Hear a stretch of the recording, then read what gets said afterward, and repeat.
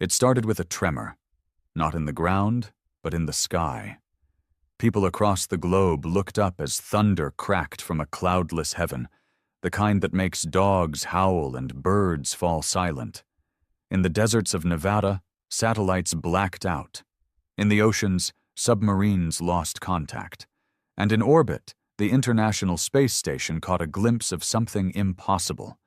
A fleet, not just a few ships, not like in the movies.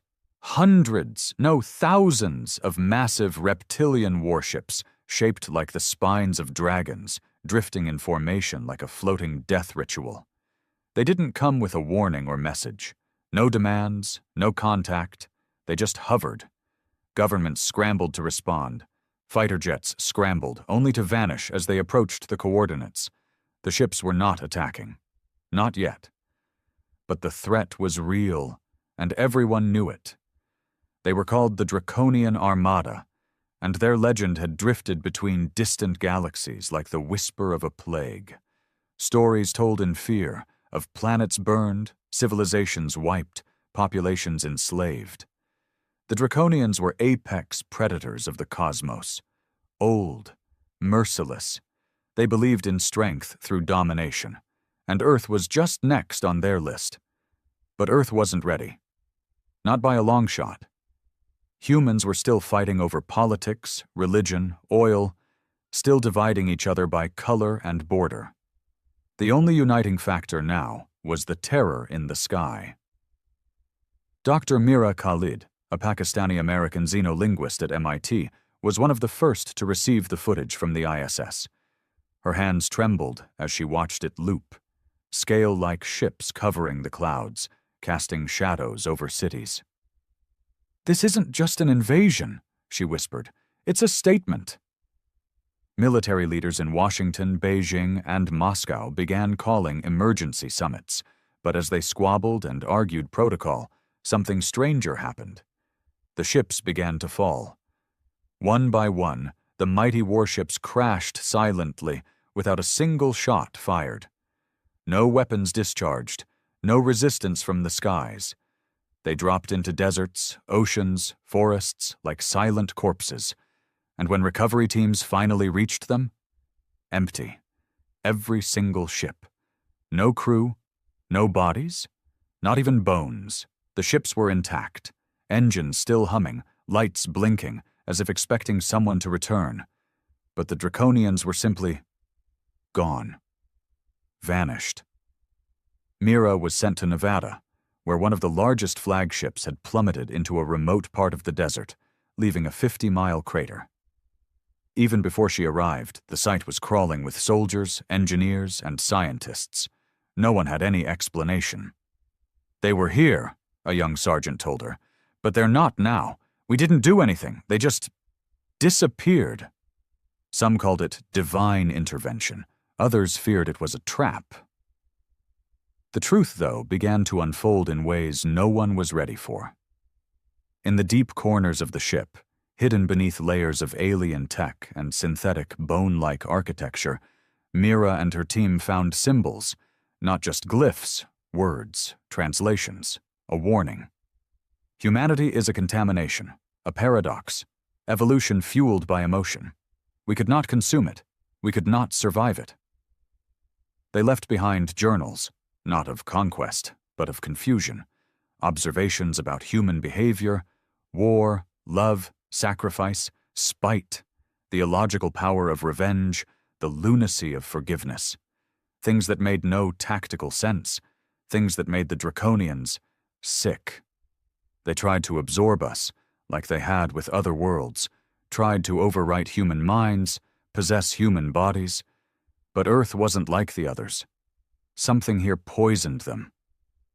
And now? The stars were silent. Across the galaxy, as word spread of the Draconian defeat, not by force, but by something within humanity, a strange, uneasy fear settled across alien empires, the kind of fear that made ancient warlords pause and tyrants think twice. Because Earth didn't win by fighting. It survived by being too human to be conquered. And something about that, scared the hell out of the universe. The days that followed were unlike anything Mira had ever lived through. The world should have celebrated. Humanity had just dodged annihilation by a cosmic war machine. But instead, the mood was haunted. Not just globally, but personally. People started looking inward. Why did the Draconians vanish? What exactly did they mean by contamination? Mira couldn't sleep. She stared at the glyphs on her tablet every night, trying to decode more of the Draconian logs. The language was brutal, harsh in form and thought. It described Earth like an infection, a biological riddle that unraveled everything they stood for. And then came the reports. First, from Brazil. A team of researchers investigating a grounded Draconian skiff near the Amazon basin all went missing. No distress call. Just gone. Then in Siberia, another site. Russian troops stationed near the wreck of a Draconian freighter started showing erratic behavior.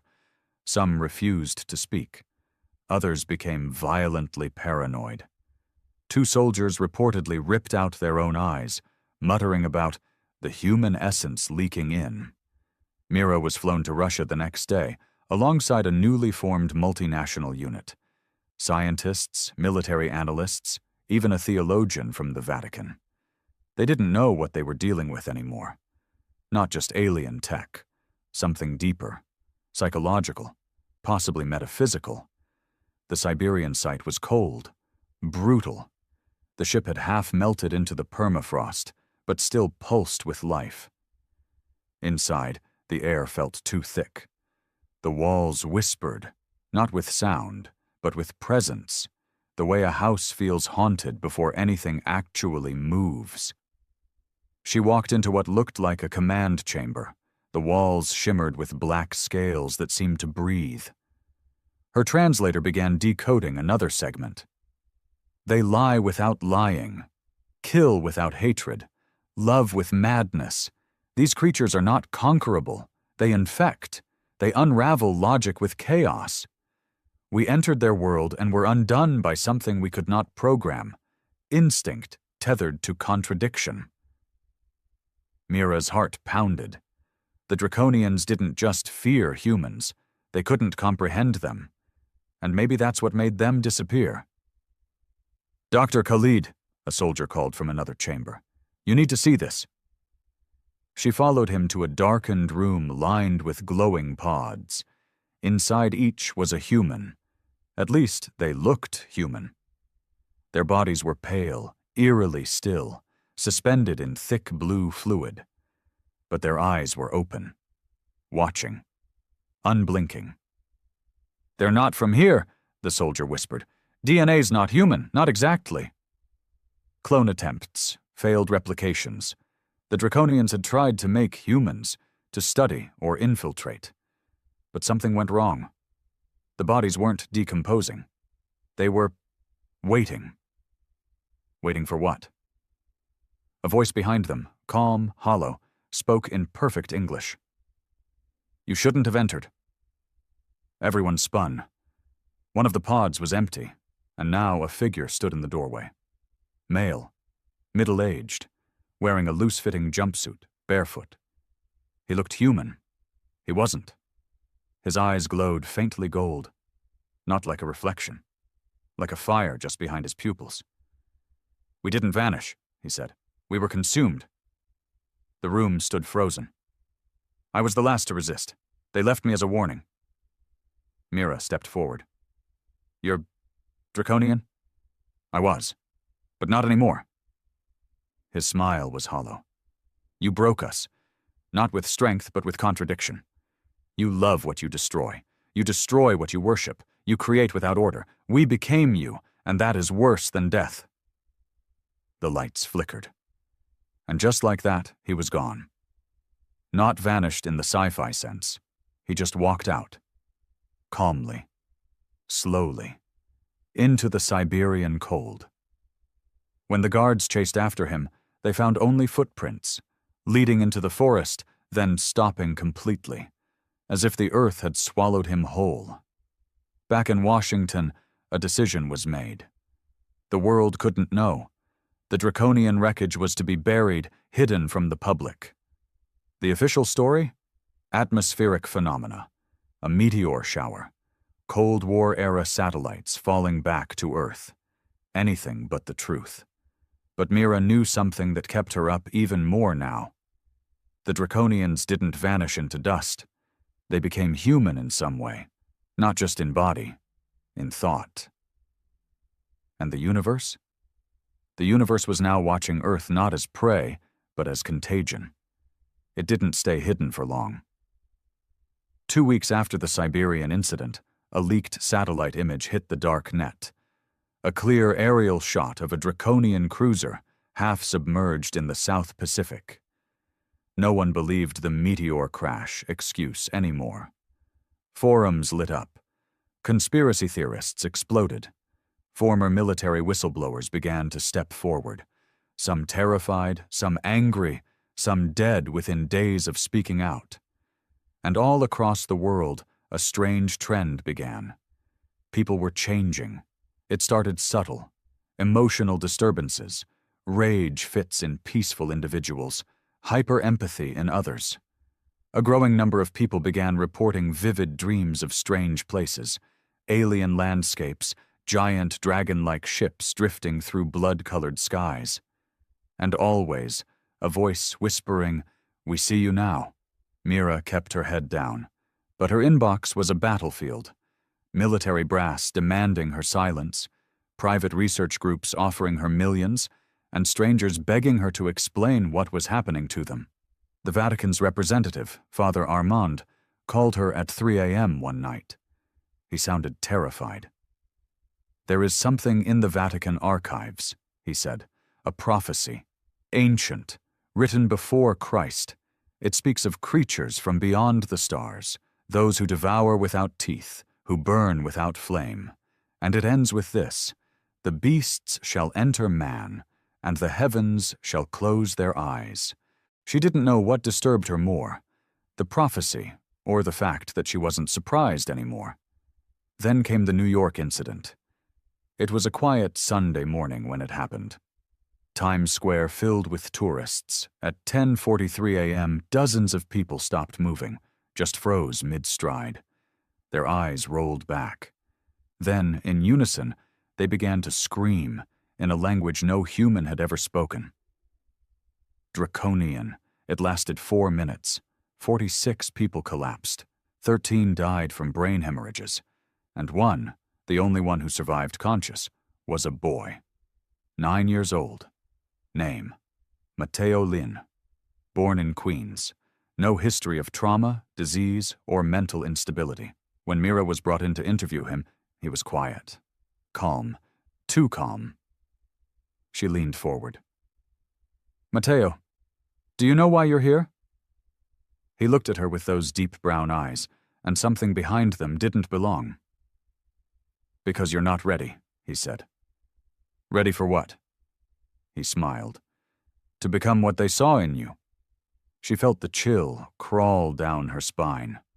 Mira stepped out of the room and called her colleague from the Siberian mission, Dr. Hassan Nwosu, who was now stationed at the African Union's new alien research bunker in Nigeria. He didn't sound surprised by the incident. In fact, he sounded resigned. "You think this is the first?" he asked. "There have been over 60 similar events globally, some covered up, some not. You're saying the Draconians infected us?" "No," Hassan replied. "Worse, they tried to become us and failed. But something stayed behind, something half them, half us. And now it's waking up." Governments began pulling strings in secret. A coalition was formed, unofficial, cross-border, off-grid, the Eclipse Protocol. Mira was drafted in as lead translator and cultural theorist. The goal? Track, isolate, and understand any human showing signs of draconian residue. But even Mira wasn't prepared for what she found next. One of the victims of the New York incident, a man named Philip Connors, had survived but entered a coma. His brain scans showed activity patterns unlike anything recorded before. Erratic, non-human neural webs. But that wasn't the real discovery. Inside his bloodstream were nanostructures, organic metallic compounds of draconian origin, alive, replicating, not killing him, rewriting him. They weren't infecting humanity to destroy it. They were turning humanity into something else, a bridge. And if that was true, the Draconians might not have vanished at all. They might be watching through our eyes. The first confirmed transformation happened in Lagos. A woman named Amaka Ogundele, 32 years old, an accountant with no military or scientific background, collapsed in the middle of her office. By the time paramedics arrived, her skin was seared with glowing lines, deep beneath the flesh, like something underneath had turned her veins into circuits.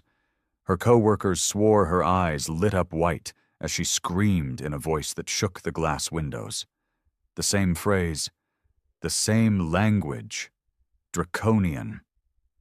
By the time the Eclipse protocol had reached the scene, Amaka was already gone. Her body wasn't missing. It was there, but it wasn't her anymore. Blood samples turned up the same nanostructures Mira had seen in New York. The team isolated a strange pattern in the cells, something that looked like a bootloader, as if a code was being activated. Slowly, patiently. Mira stood in the Eclipse HQ, which had now been moved underground to a reinforced facility in Greenland. The only place deemed clean after a full orbital sweep. Screens lined the wall, maps glowing red across different cities, reports stacking in every hour. She stared at the largest map, a global overlay that tracked behavioral spikes. 53 confirmed, said General Varga, the Eclipse commander. His face was pale, his hands shaking despite the layers of cold steel in his voice. 24 suspected.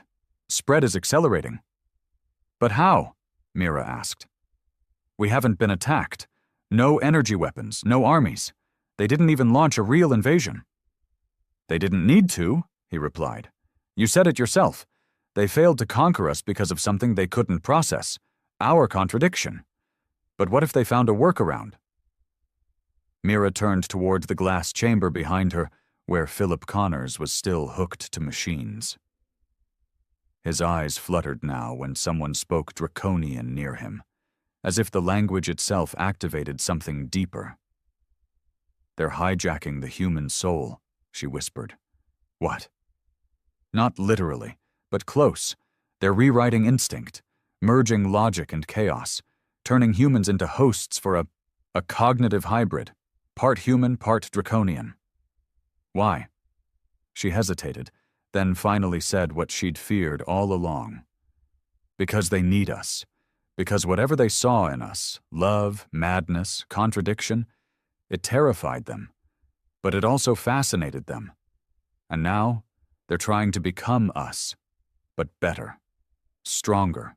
Father Armand stepped into the room just then, holding a thin, ancient parchment. His expression was tight with dread. You need to see this.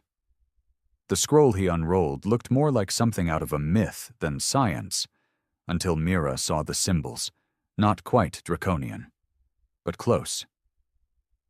Babylonian, she said slowly. No, pre-Babylonian. Sumerian, maybe? He nodded.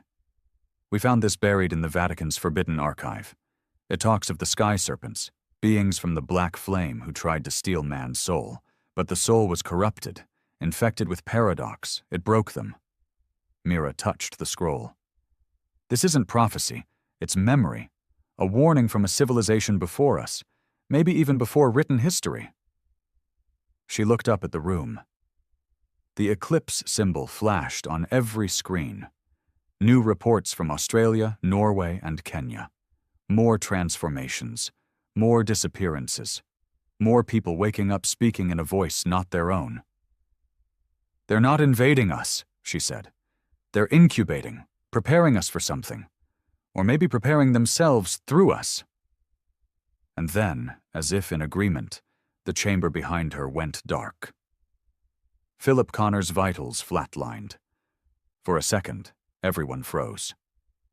Then the lights exploded. Mira was thrown back. Shards of glass rained across the room. Screams echoed. Security flooded in. But it wasn't Philip lying in that chamber anymore. It was something else. Tall, reptilian, human, alien, scaled skin under a human skeleton, golden eyes glowing like fire in a cave. And it looked directly at Mira as if it had known her forever. "I am the first," it said. Its voice was all of them. Male, female, alien, child. "The bridge is complete. The stars are watching."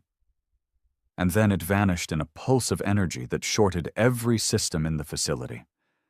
All across the sky that night, strange lights danced across Earth's atmosphere. The stars weren't just watching, they were reacting. 2 hours after the escape, the entire Eclipse facility was in lockdown. Backup generators groaned to life, flickering with unstable power. No one knew what that thing had done before it vanished, but whatever it was, it left a psychic scar behind. Soldiers stood tense in corridors, fingers on triggers. Scientists whispered of hallucinations, voices from nowhere.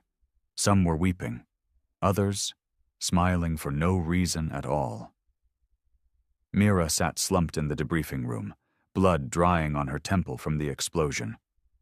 She held the ancient parchment in her lap, fingers tracing the faded symbols like a prayer. The words burned in her mind now. "The beasts shall enter man, and the heavens shall close their eyes." She looked up as General Varga and Father Armand entered. Behind them came Dr. Hassan, face pale as bone, dragging a rolling screen covered in real-time data. "They're calling it the Ascension phenomenon," Hassan said quietly.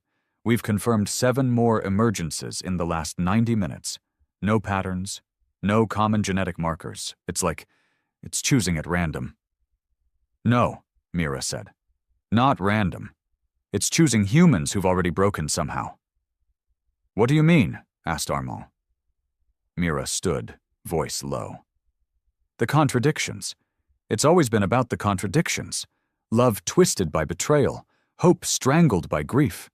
These people, Amaka, Philip, the boy in New York, they weren't just ordinary. They were fractured, torn, and somehow the draconian residue used that as a door." She paused. "Number, not a door. A womb." The room went silent. Varga rubbed his face like he was trying to wipe the whole reality off it. "What are we dealing with here, Doctor? You need to speak plainly." Mira swallowed hard. "They failed to override us directly, so they left fragments, biological, mental, maybe even psychic, in the wreckage. Seeds. And now those seeds are growing inside people, using our own emotions, our damage, as nutrients." "So these creatures," Varga asked, "they're what? Hybrids?" "No," Hassan said before Mira could speak. "They're new life forms, not human, not draconian, something post-human, the next evolutionary step, but not chosen by nature, chosen by invasion." Father Armand looked like he was going to be sick. "And it's spreading?" Mira nodded. "Fast." Hassan turned on the screen behind him. "We've compiled every incident and laid them over a star chart." The map glowed. At first, Mira didn't get it. Then it hit her like a stone to the chest. The emergences on Earth were forming a constellation, and not just any. The draconian sigil, a shape mirrored in their ships, their language, even their DNA helix markers. It wasn't a map of infection. It was a beacon. "They're sending a signal," Mira whispered. "A message to the stars." Varga cursed under his breath. "To what? Reinforcements?" "No," said Hassan grimly. "To others. Whoever else they failed to conquer. Whoever else might be listening. Or worse, to warn them. Or invite them." Mira stared at the glowing pattern, stomach turning. "It's not about Earth anymore. It never was. Earth was just the first place they couldn't assimilate. The first place where the infection took root instead of dying. That scared them, so now they're watching us. Father Armand backed away. The heavens, closing their eyes. Maybe not out of horror. Maybe out of fear. Because if the Draconians couldn't control us, and now we're merging into something new, something they accidentally created, then maybe humanity was no longer the virus. Maybe we were the plague. Suddenly, sirens blared again. Another breach. This one in Antarctica. The camera feed sputtered to life. Snow blew across a dark mountain range. In the middle, a figure stood, barefoot in the cold, wearing only a tattered hospital gown. Human. Until it looked up. Eyes glowing gold, and behind it, the snow parted like mist. Something enormous shifted, scaled, breathing. A draconian war beast, alive, kneeling before the human form, the feed cut out, and the silence that followed wasn't just silence. It was awe, dread, worship. The stars weren't holding their breath anymore. They were bowing. The Antarctic breach changed everything. Not just for Eclipse, but for every government, every scientist, every religious leader still clinging to their old understanding of the world. For months, they'd all operated under a single terrifying assumption, that humanity had been infected, overtaken, transformed. But now, it looked like humanity was ascending, and the universe was kneeling to it. The footage leaked within 6 hours. Despite Eclipse's best efforts to scrub it, it spread like wildfire. A human figure standing in the center of an Arctic storm, calm and barefoot, while a creature large enough to crush tanks bowed its massive scaled head in submission. That image tore through the world, and people responded in two terrifyingly different ways. Some panicked. Governments activated sleeper protocols, emergency shelters were stocked, underground bunkers lit up. Religious cults declared it the apocalypse and began ritual suicides. Wall Street crashed. Riots bloomed like cancer in cities already cracking under stress. But others? Others fell to their knees. They called it the becoming. The moment humanity stopped being what it was, flawed, fractured, primitive, and became something more. Online forums turned into congregations.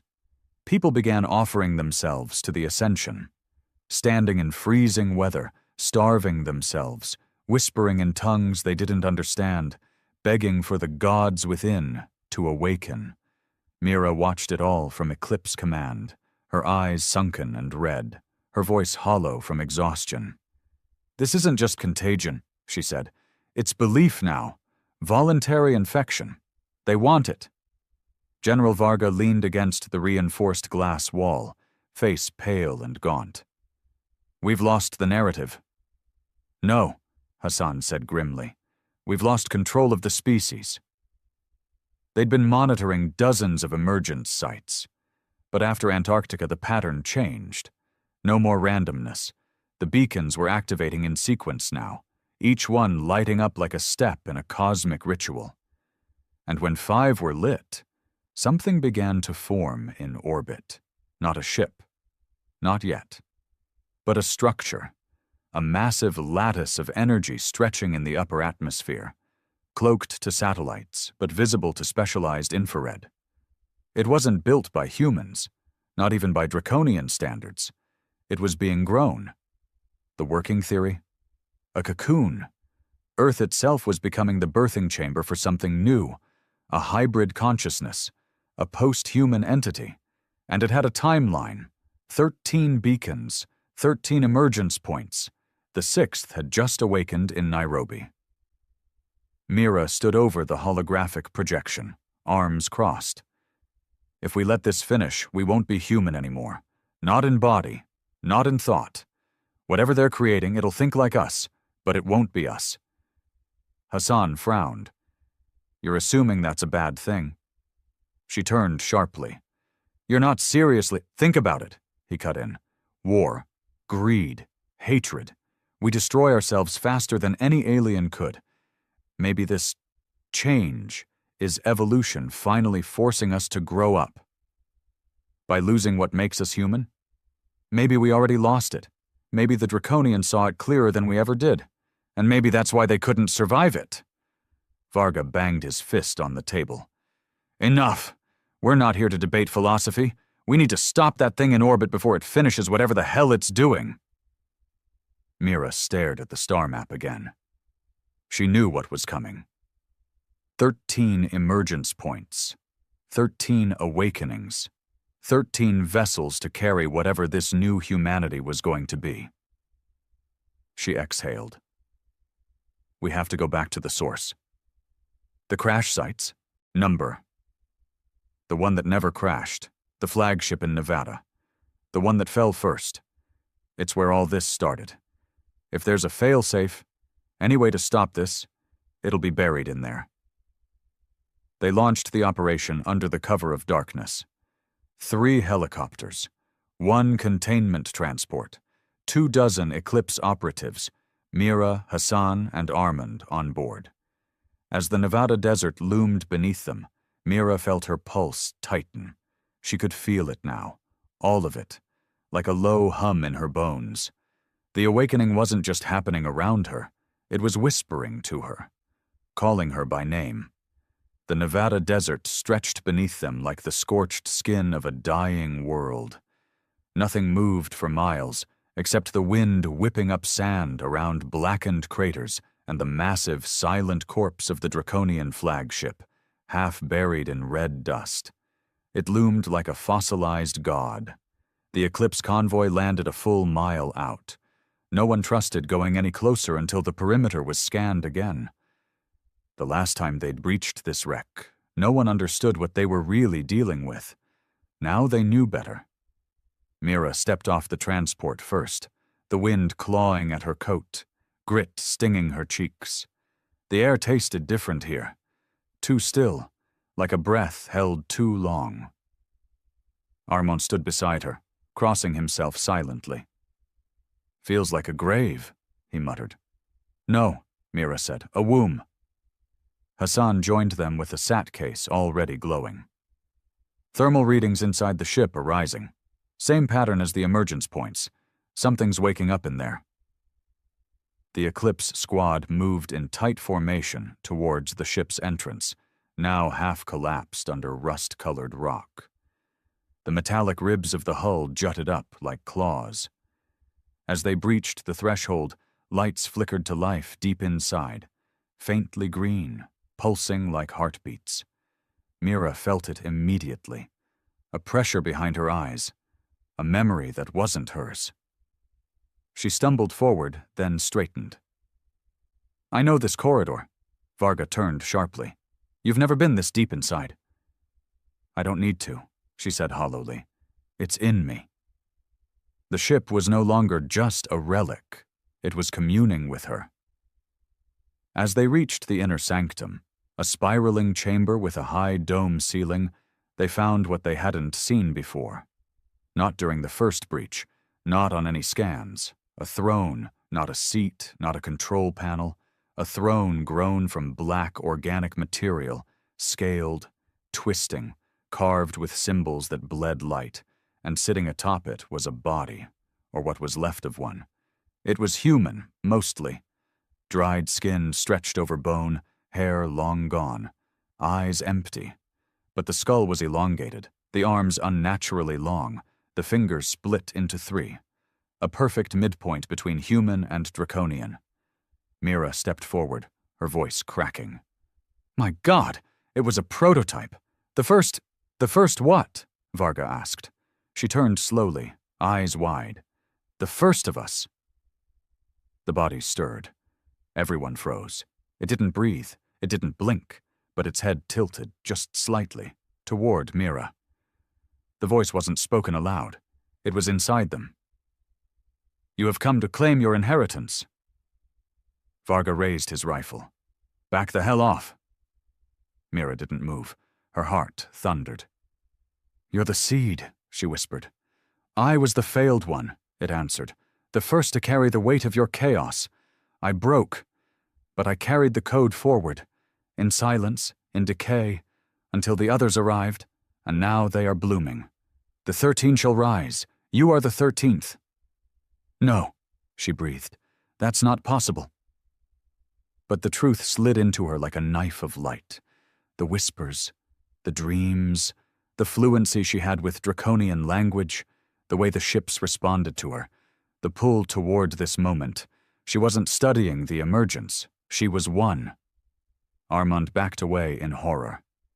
She's the final vessel. Hassan looked at her, not with fear, but awe. Mira, you've been chosen since the beginning. The throne pulsed. The ship groaned around them, and Mira felt herself changing. Not physically, not yet. But her thoughts widened, stretched. She could feel the other 12 across the globe, their minds like distant fires, waiting for her. She could also feel them, the stars, watching, silent, terrified, not of war, but of what Earth had become, what she had become. I can stop it, she said suddenly. Everyone stared. I can shut down the signal, collapse the emergence grid, but only from within. Varga raised his weapon. I'm not letting you walk into that throne and finish whatever they started. You don't have a choice, she said softly. It's already inside me. Hassan stepped forward, placing a trembling hand on her shoulder. You can still come back? She looked him dead in the eyes. I don't know. And then she sat. The throne didn't resist. It welcomed her. The chamber exploded in light, and in orbit the growing cocoon flickered, paused, and something looked back. She didn't scream. She expected pain, expected her body to twist, to tear apart under the weight of what was awakening. But as she sank into the throne, it was like being submerged in warm water. The ship itself pulsed beneath her, humming with a rhythm that wasn't mechanical. It was biological. It was hers. Mira's eyes rolled back, and suddenly she wasn't in Nevada anymore. She wasn't even on Earth. She stood in the center of an endless black expanse, stars swirling above her like the veins of some sleeping god. And around her, 12 others, not bodies, not quite. Human silhouettes made of smoke and golden fire. The other vessels, the ascended 12, they all turned toward her, and she understood instantly. She was the key, the final node, the 13th mind. Without her, the bridge would never be whole. Why me? She asked into the dark. The 12 answered not with words, but with a collective thought that poured through her like molten glass. Because you never truly belonged to your species.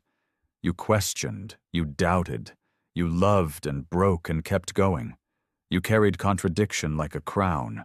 You were always the anomaly, the final mirror in which the stars would see themselves and flinch.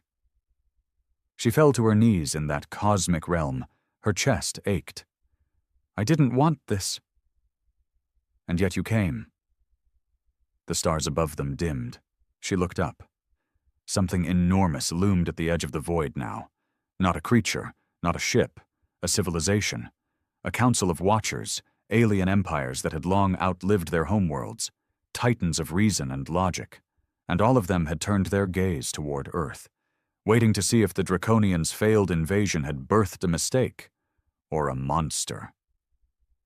Mira stood again, not as a woman anymore, but as something vast and infinite.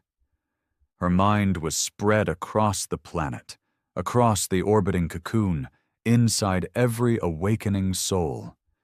She felt humanity, not just their actions, but their core. She felt the man kissing his dying wife in a hospital, the child stealing food to keep her brother alive, the killer who wept when no one else was looking, the contradiction, the beauty, the chaos, and she chose. Inside the cocoon in orbit, something shattered. The light turned red. On Earth, all 13 emergence points pulsed, then went dark. Across the stars, Thousands of listening species heard only silence, no signal, no new god, no apocalypse. Mira had collapsed the beacon, severed the transformation before the bridge could complete. Earth would not ascend. It would remain human. But the cost. Back in the Nevada wreck, Mira's body sat lifeless on the throne, eyes open, glowing faintly. Her heart had stopped, brainwaves flat. Varga stood beside Hassan and Armand, staring in stunned silence. "Did she do it?" Varga asked. The ground stopped humming. The ship went cold. And in the sky above them, the unnatural cocoon shattered into fragments of starlight, fading harmlessly into the atmosphere like a billion dying fireflies. "She did," whispered Hassan. But it wasn't over. Because 3 days later, in a small village in Nepal, a woman woke up from a fever dream, speaking perfect Draconian. In Lagos, a blind man began painting galaxies no telescope had ever captured. And in the dead of space, beyond the reach of human satellites, a rogue planet shifted course, heading toward Earth. The stars had closed their eyes for a moment, but they weren't done watching. And Earth? Earth had changed. Because now the universe didn't fear us as prey. It feared us as something worse. The infection that could think, the mistake that could choose, the species that said no.